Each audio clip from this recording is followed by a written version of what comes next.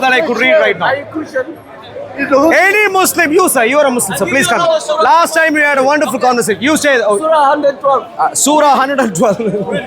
He has escaped all the way to the end because he knows. So please help me understand. We had a polite, nice conversation last time we met, and you have been a marvelous person. I remember we had a conversation with. So I'm going to ask you this, because you're polite, and I'm assuming you'd like to have peace. Would you like to have peace with non-Muslims? That's what God wants. So that's what the Islamic Allah wants in your mind. Please help me understand where. Please help me understand. According to the Quran, where in the Quran do you have a peaceful takeover of the world? Tell your community to come down. So it's not about Islam, it's about Allah. So Allah wants His children to come back to Him and His ways. So Allah moves in different ways. One way can be your heart, one way can be through His revelation, and one way can be through society. So for example, He might change the heart of a church leader and his congregation can come back to Islam. But listen to me carefully. Here is where I want to stay focused.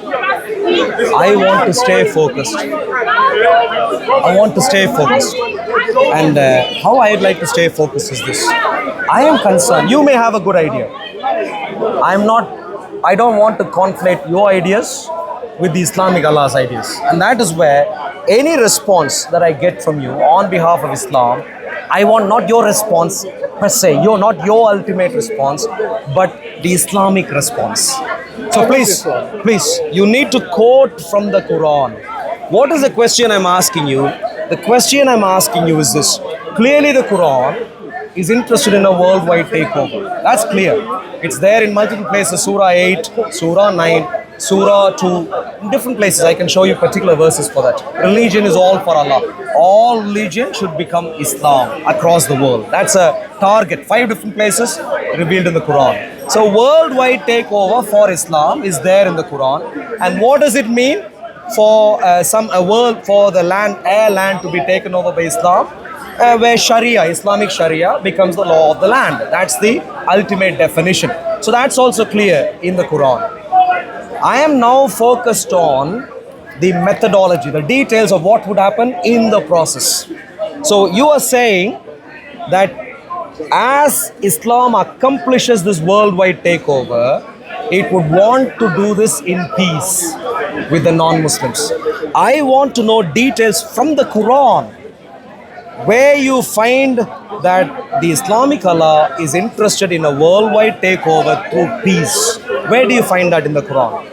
Everywhere. Show me a few places, please. So unfortunately, I'm not knowledgeable enough to give you any verses.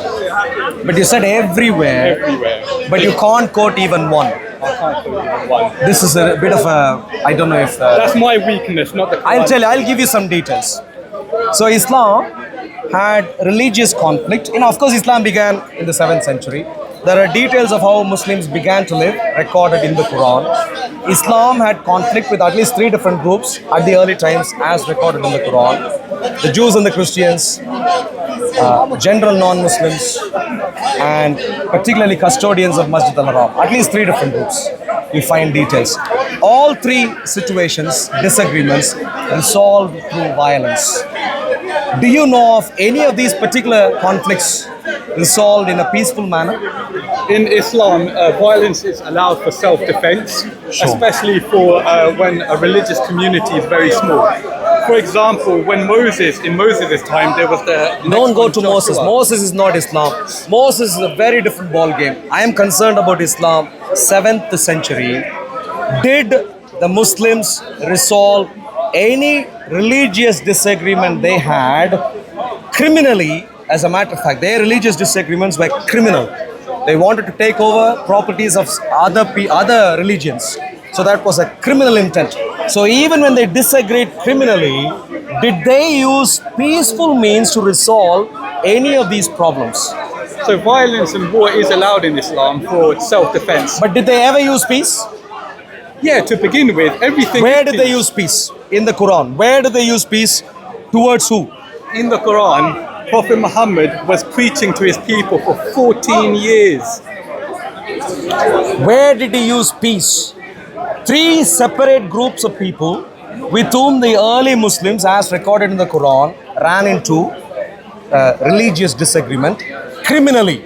In all these disagreements, the Muslims were criminals because they wanted to take over properties of other people, which is criminal. So all three religious disagreements were criminal on the Muslim side. Which of these issues did they resolve peacefully? Are you familiar with the Battle of Badr? I am focused on details here. If you want to bring out some details from here, I'm in.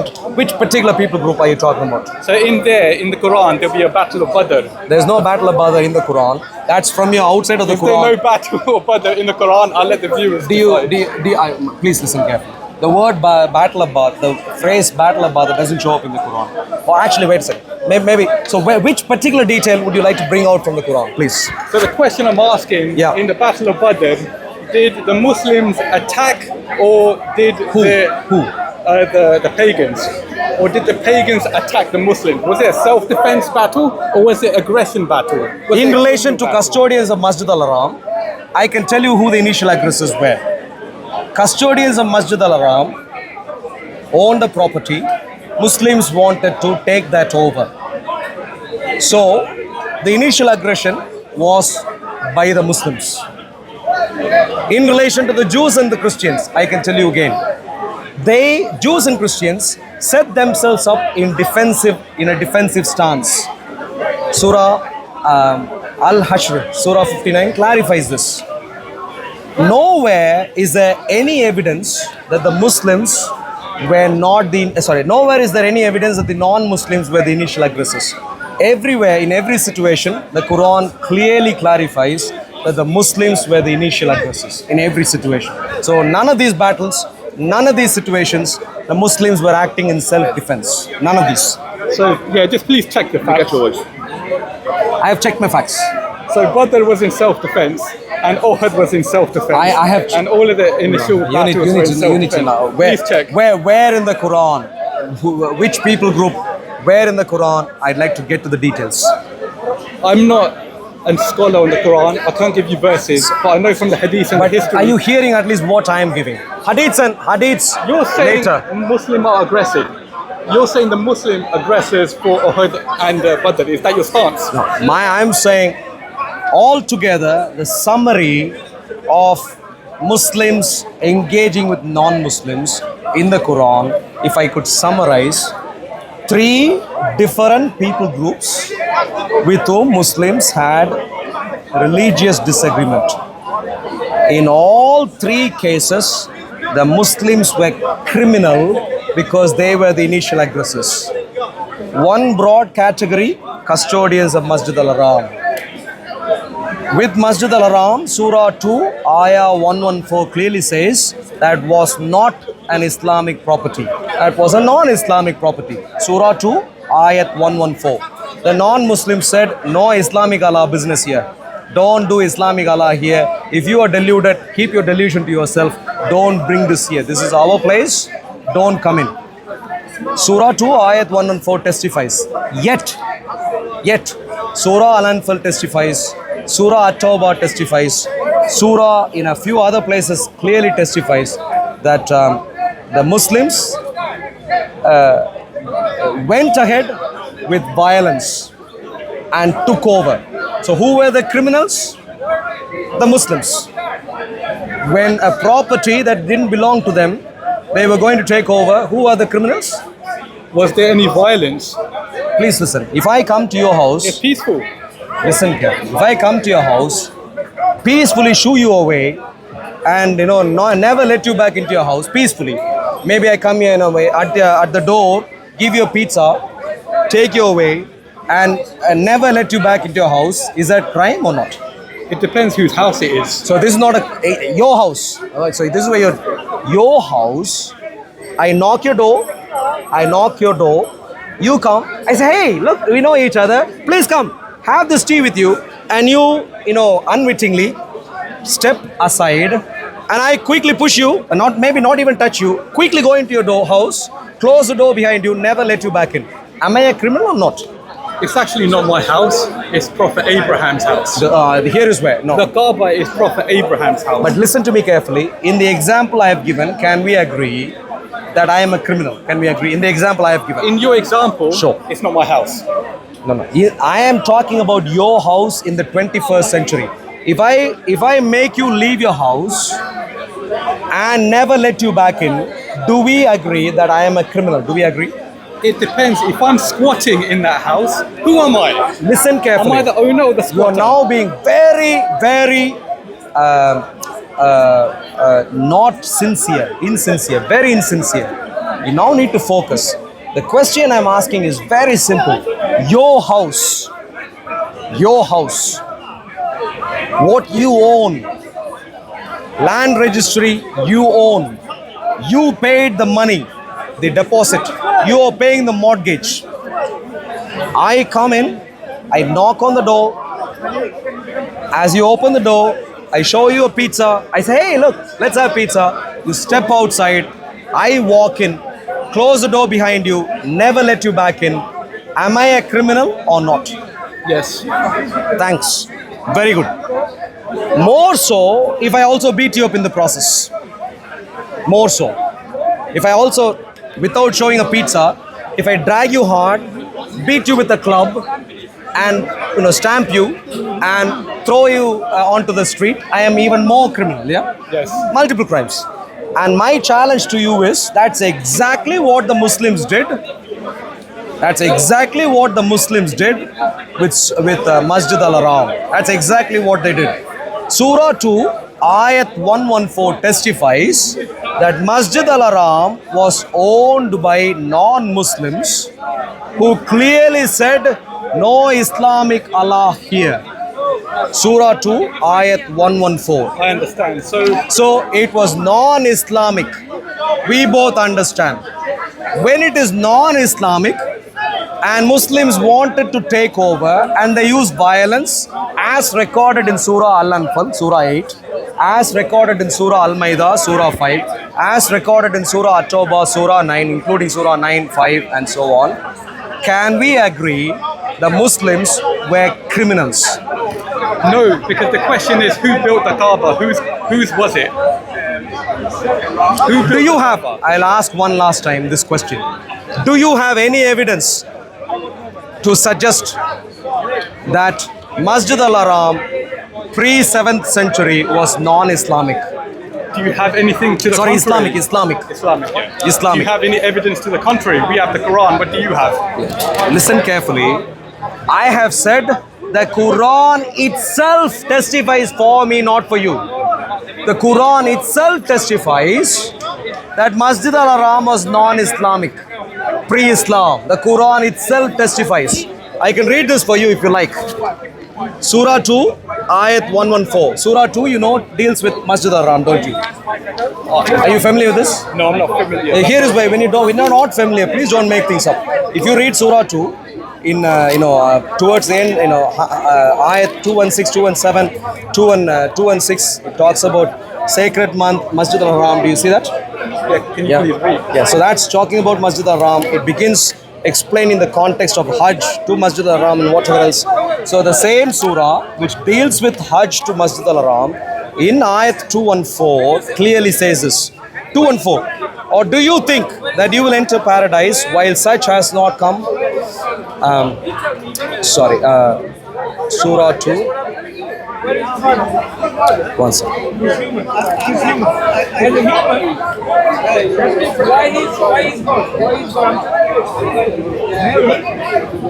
One second. I need to. No, take your time. Yeah. 114, not 214. Did I say what?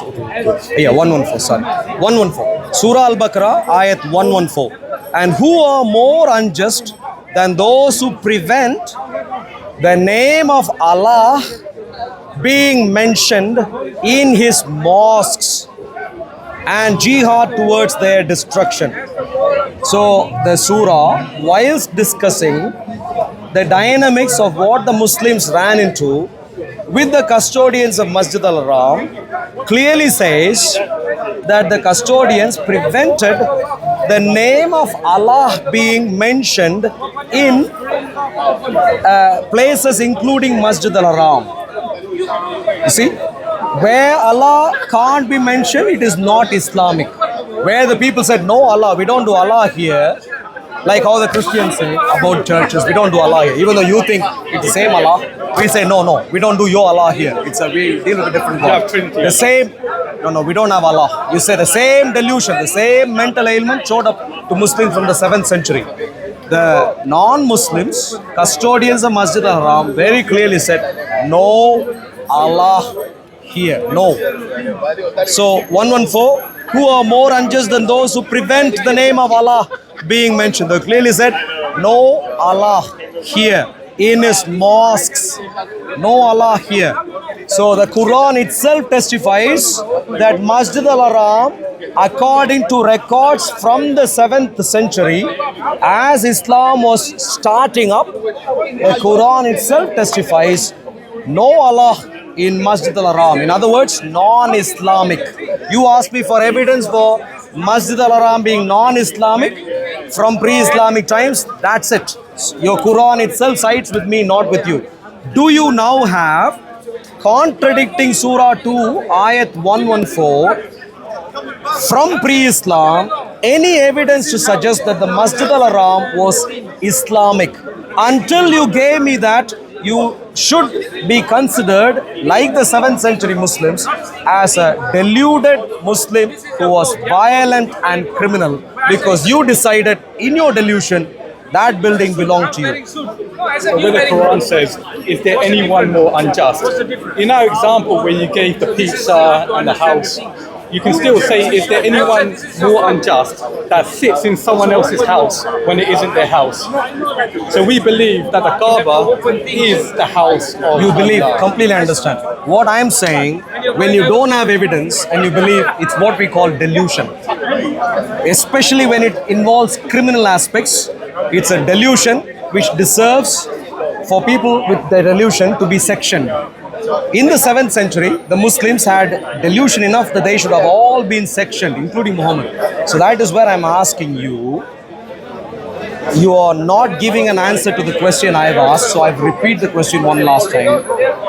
Do you have any evidence? I have given one evidence to suggest Surah 2, Ayat 114, that Masjid al-Haram did not belong to the Muslims pre-Islam. As Islam began, Masjid al-Haram did not belong to the Muslims. I have given evidence even from your Quran. Do you have any evidence to the contrary to suggest that you are not deluding, but that you are firmly rooted in history? And if you are, give me evidence for why you think Masjid al-Haram was an Islamic property from pre-7th century. If I can show you that Prophet Abraham in the Quran built the Kaaba, would that satisfy you? The Quran has a delusion. I completely understand. But the Quran, despite having a delusion, testifies that Masjid al-Haram was non-Islamic in the 7th century. So the Quran both reveals a delusion and the historical truth.